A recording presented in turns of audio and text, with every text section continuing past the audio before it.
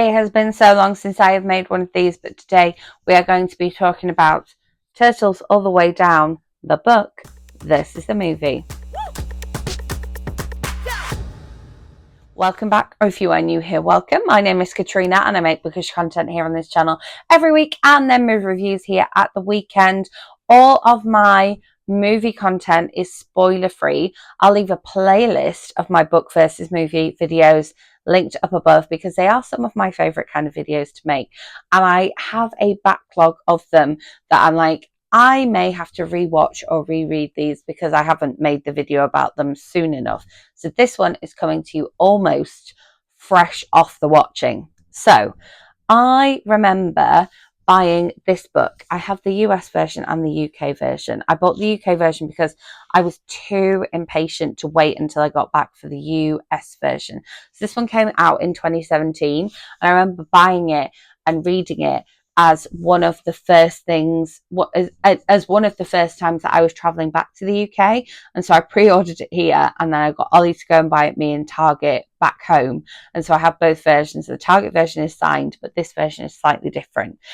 So I'm going to read you the blurb because I think it's important that we know what we're talking about here. So 16-year-old Asa never intended to pursue the mystery of fugitive billionaire Russell Pickett, but there's a $100,000 reward at stake, and her best and most fearless friend Daisy is eager to investigate. Together they navigate the short distance and broad divides that separate them from Russell Pickett's son Davis. Asa is trying to be a good daughter, a good friend, a good student, and maybe even a good detective, while also living with the ever-tightening spiral of her own thoughts.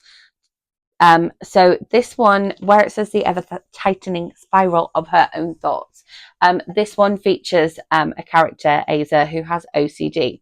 Now, it was interesting rereading this one for me and then rewatching the film, because I think when I read this one the first time, I had never actually met anyone with OCD.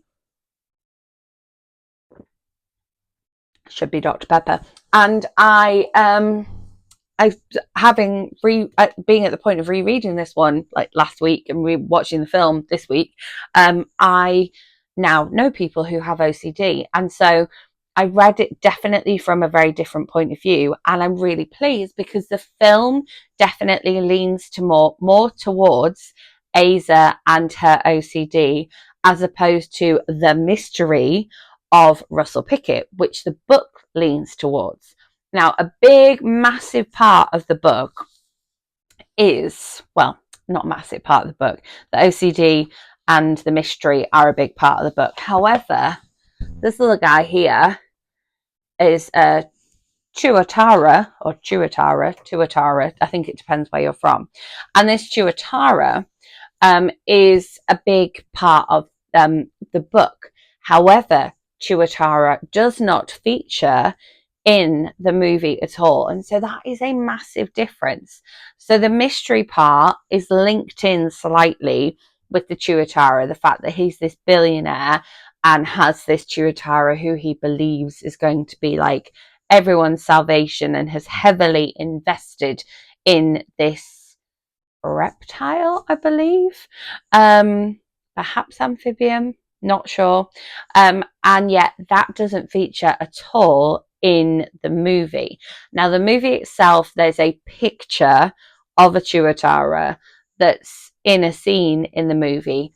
However, it's just a picture as a nod, as a bit of an Easter egg for those of us who have read the book.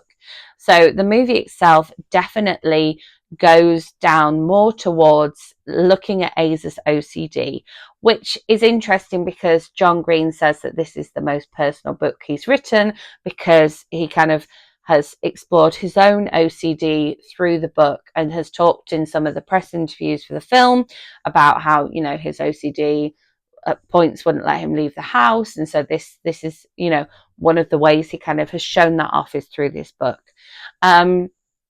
And so, yeah, so that's a massive difference between the two. We've still got the same cast of characters and we've still got the same location as well. However, one of the big locations that is kept in the film is the fact that Asa and Daisy have their dates to Applebee's thanks to a coupon book that Asa's mom got through, I think, a Girl Scout at the door. We don't find out in the film where she got the coupon book through, but we know they go to Applebee's, and we know they have coupons for Applebee's, because then that comes up later in the book and the film. It's very relevant. And I was interested to see whether they would have got filming rights to film at Applebee's, whether Applebee's would be okay with them using the name, which they did, and they were. So that was cool to kind of like see that played out on the big screen. They order the same burgers. It's very much the same. That made me quite happy. However, they obviously couldn't get the rights to Chuck E. Cheese for Daisy to work at. In the book, she works at Chuck E. Cheese. In the movie, it's the same idea, but it is, a pizza place with arcade games where she has to wear a giant rat costume. And so it's like the same thing, but it's not called Chuck E. Cheese. And I thought that was really interesting as well. We also have Aza, who's at the point of thinking about where she's going to be applying to colleges and what impact that has on her and her mom financially. She's thinking about applying to colleges, and we see that kind of decision process in the book, and she talks about it as being, she wants to think about it, but sometimes her thoughts won't let her think about it, and then other times her thoughts will only let her think about it.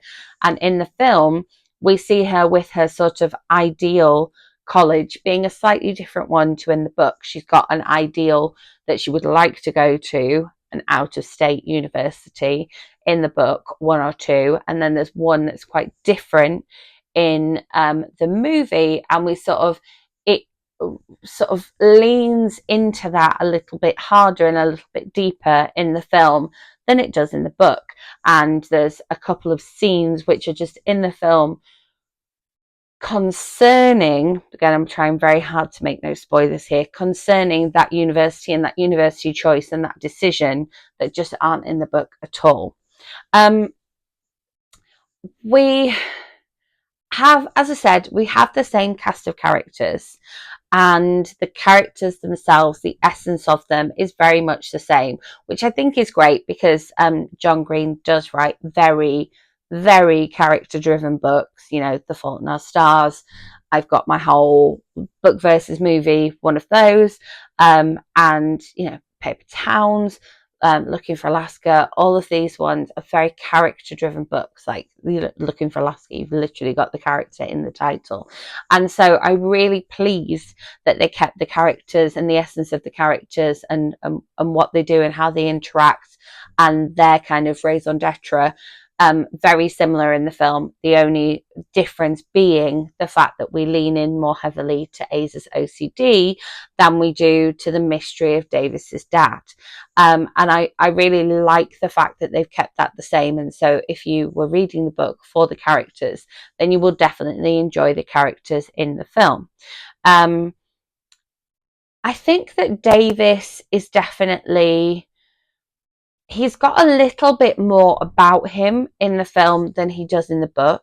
I think in the book, he's a bit more of a lost soul. The fact that his dad's missing and he's got this younger brother and then this Tuatara.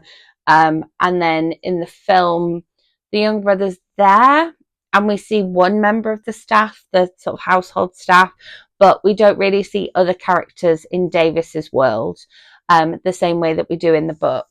And so I think that he's got more confidence in his own right in the film, but he's probably the character, therefore, that is the most different from the way he is in the book, just because he's got more oomph about him. I think I preferred him in the film. However, I think in the book, he's more kind of true to the balance of what was trying to be the opposite character to Ava in some respects.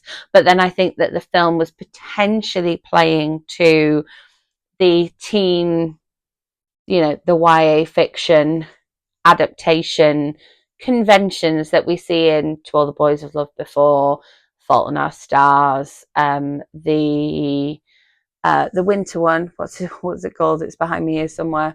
It's literally up there.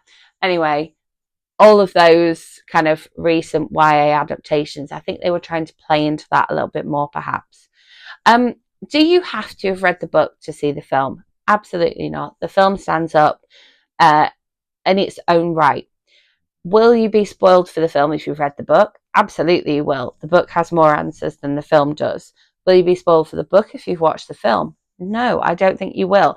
I think if you watch the film first and then you end up reading the book, you'll be like, oh, I'm just getting into a little bit more depth with some of these characters, and I'm getting into a little bit more depth with the mystery of Russell Pickett, which I think is an interesting thing. It's an interesting way round, and I don't feel like I've seen that in a book versus movie necessarily before.